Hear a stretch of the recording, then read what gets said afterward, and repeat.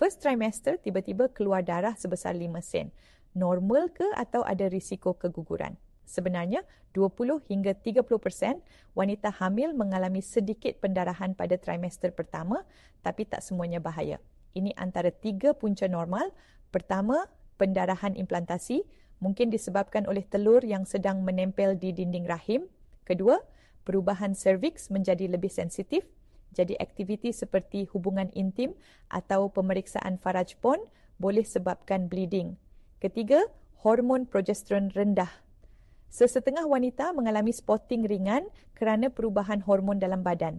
Namun, jika darah semakin banyak atau disertai sakit perut kuat, ni tanda amaran. Segera jumpa doktor kalau darah bertambah banyak macam haid atau keluar ketulan darah, rasa sakit kuat pada bahagian bawah perut atau kejang seperti senggugut, keluar darah merah terang berterusan dan bukan hanya setumpuk kecil, rasa pening, loya yang teruk atau pitam. Ada beberapa perkara perlu rule out, boleh jadi risiko keguguran awal, ektopik, kehamilan luar rahim, uri rendah atau masalah lain. Jadi ini yang anda perlu buat. Pantau jumlah dan warna darah. Jika hanya setumpuk kecil dan berhenti, boleh tunggu dan lihat, elakkan aktiviti berat dan banyakkan rehat, jangan angkat benda berat atau melakukan aktiviti fizikal berlebihan. Jika darah berterusan atau bertambah banyak, segera ke hospital. Jangan tunggu jika darah tidak berhenti atau ada rasa sakit perut yang kuat. Doktor akan scan untuk tengok keadaan janin dan rahim dalam keadaan baik.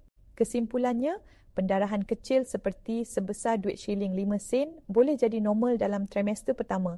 Tetapi jika berterusan atau disertai tanda bahaya, jangan berlengah untuk berjumpa doktor. Untuk menyokong kesihatan ibu dan bayi dalam kandungan, pastikan anda dapat nutrisi yang mencukupi dengan Everty Mama, suplemen yang kaya dengan vitamin dan mineral penting untuk kehamilan.